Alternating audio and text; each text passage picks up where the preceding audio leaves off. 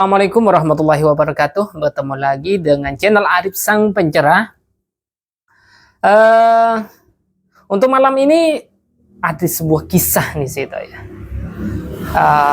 Di sini tentang Kalimantan, hutan-hutan Kalimantan. Aku dulu pernah ya, namanya kerja di hutan itu pernah. Bahkan berangkat tengah malam jam 12, jam 1 itu pernah saya. Itu pada saat itu aku masih umur sekitaran 15 tahun ya, 15 tahun di situ. Umur 15 tahun aku kerja kerja hutan gitu ya.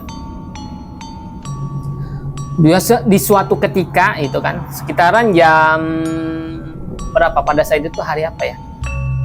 Saya masih ingat banget itu kalau nggak salah malam Kamis pada saat itu kan nggak hujan tuh. Kalau di Kalimantan itu, kalau di daerah saya itu kalau hujan itu kan nggak bisa kerjanya itu kerja hutan di karet itu ngaret. Orang tua orang tua aku itu kan berangkat duluan itu. Orang tua aku berangkat sekitaran jam berapa itu, jam setengah 1 situ. Aku belakangan karena aku berangkatnya sendirian. Aku berangkat di situ jam berapa? Jam 2 malam, bukan jam 2 sore, jam 2 malam. Ketika itu saya udah, ya namanya masih umur segitu ya, masih belum paham hal-hal namanya ya hantu apa gitu ya. Suatu ketika aku berangkat di situ. Berangkat jam 2, antara jam 2 setengah 2 gitu deh. Berangkat, perjalanan di situ pakai, kan jalan kaki tuh nggak ada yang namanya pakai sepeda motor, nggak ada.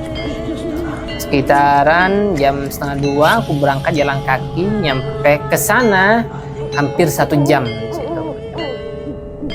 Bukan pakai senter kalau dulu gitu, pakai obor ya, pakai obor untuk nerangin jalan itu pakai obor. Jadi ya korek juga gitu kan. Akhirnya berangkat itu sekitaran jam setengah 2, nyampe lah itu di perjalanan itu kan sepi, hutan semua di situ, nggak ada rumah, nggak ada.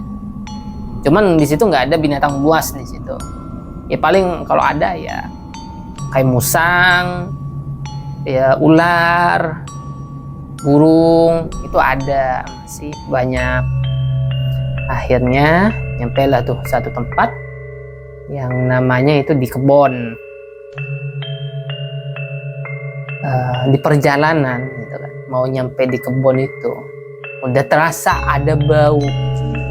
Kok tumben ya sini tuh kok ada bau-bau kayak gini gitu kan. Baunya itu kayak bau bangke gitu kan. Oh paling ada tikus mati kata saya kan. Ya udah, tak peduli di situ kan. Di situ nyampe ya tempat itu, saya ngambil pisau itu buat ngambil getahnya karet. Nah, mulai set. Berapa waktu kok baunya tetap nggak hilang. Padahal ini udah kawasannya udah jauh gitu kan. Aku nggak pernah pikiran di situ. Set. Ada bunyi. Ternyata ada bunyi. Ada burung hantu gitu kan. Kalau kata orang Kalimantan itu burung apa itu langkolek kata orang Kalimantan. Bunyi di situ. Kok makin keras bunyinya gitu, sedih banget gitu kan, kayak istilahnya kayak nangis gitu burungnya itu kan. Merinding gitu kan aku. Set gitu, makin cepat aku di situ kan. Terus setelah itu aku sekitaran hampir separuh jalan, mungkin aku hitung udah dapat berapa pohon gitu kan, udah sekitar 10 pohonan gitu kan. Baunya itu makin kecium gitu, makin parah di situ. Terus angin di situ, ada angin. Sedangkan tapi anginnya cuma di sekitar aku itu doang anginnya. Saya heran gitu kan, kok anginnya gini gitu kan, nggak enak gitu kan badan. udah merinding gitu, kok merinding gitu kan. Akhirnya bunyi burung itu hilang, yang bunyi burung itu hilang. Setelah angin ada kayak kayu gitu jatuh di belakang aku, nggak begitu jauh gitu, mungkin sekitaran 3 meteran gitu, kayak jatuh gitu kan dari atas, kayak kayu jatuh gitu kan, gede, gedak. Kaget, noleh ke belakang, aku cari ya, namanya pakai obor, dicari, nggak ketemu. Terus aku jalan, gitu kan, bau itu hilang, lah baunya gitu kan. Terus nggak lama kemudian, nggak di situ lagi, bukan bau lagi kayak gitu, tapi apa? Ada bau pandan gitu kan. Kok ada bau pandan atau kan? Paling ini musang kata kan, musang pandan gitu kan. Ada kan musang pandan itu kan baunya bau pandan. Oh ini musang nih gitu kan. Aku cari gitu kan, pakai obor gitu kan. Ternyata nggak ketemu. Paling apa namanya, sembunyi dia gitu kan. Terus dengan baunya itu makin ada gitu kan, makin ada. Terus kok nggak hilang ini, paling musangnya ngikutin gitu kan. Biasanya musang itu senang sama cahaya-cahaya kayak gitu, kalau di Kalimantan suka ngikutin gitu kan. Terus aku gitu kan, hampir pertengahan sekitaran jam 2:30 gitu kan, ada kayak cahaya gitu terbang gitu kan, set deh, sekilas itu apa gitu kan, ada cahaya, paling ini kataku kan kayak kunang-kunang ya gitu, paling kunang-kunang gitu kan, karena kalau di Kalimantan kalau musim ini banyak kunang-kunang kadang sana. Akhirnya aku nggak mikir kemana-mana di situ, nggak mikir yang namanya hantu apa semacamnya gitu kan. Terus aku berjalan gitu kan, hampir sekitaran 10 menit di situ aku dari cahaya itu. Ada bunyi jatuh lagi, daks gitu kan, ke semak-semak, jerak gitu kan. Kaget saya kan, kaget. Bau pandan itu masih ada, jatuh lagi di situ. Akhirnya aku cari gitu kan, cari lagi, taruh gitu kan. Ternyata ada tumpukan gitu kan, tumpukan kayak bola, kirain apa gitu kan, kirain sarang burung gitu kan, diambil sama saya. Kok aneh gitu kan, dipegang, ternyata sekali lihat ada mata merah di situ. Kaget saya, lari di situ, lari. Di larinya saya itu ada yang aneh, kok larinya saya nggak cepet gitu kan, padahal aku udah sekuat tenaga aku lari. Di belakang itu kayak ada yang ngikutin itu, hitam, tinggi, gede, hitam, ngikutin, rambutnya panjang di situ, ngikutin. Aku teriak-teriak di situ, manggil orang, nggak ada orang di situ. Akhirnya aku baca ya di situ, baca apa aja itu, kayaknya ayat Qulhu, ayat kursi aku baca di waktu aku lari, baca, hilang.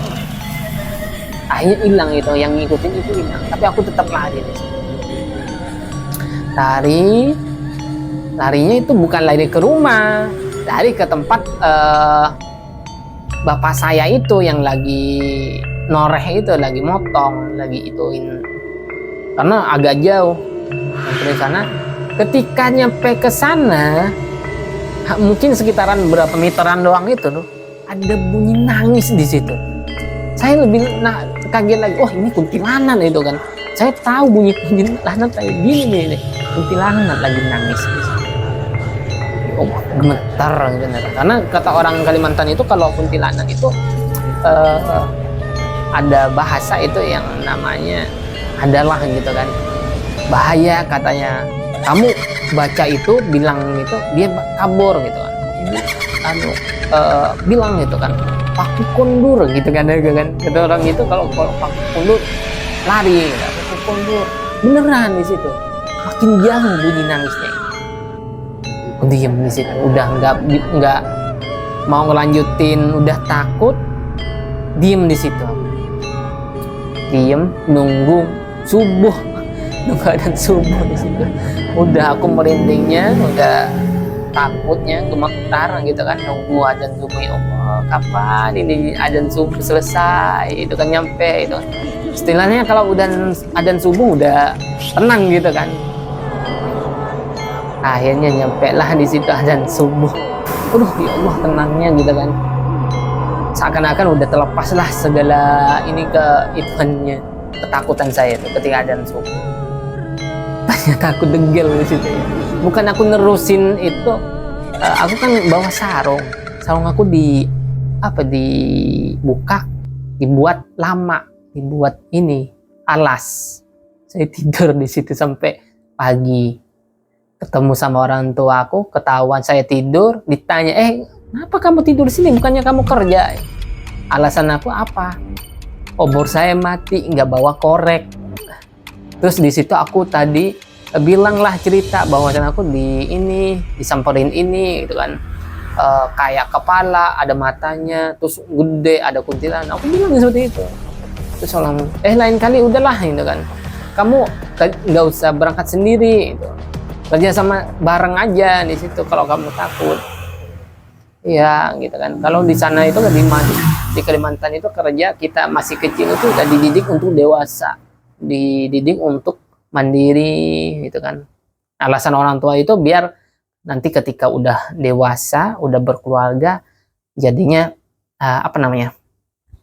nggak kaget kerja keras, kerja ini, nggak dididik untuk jadi anak manja di situ kalau di Kalimantan.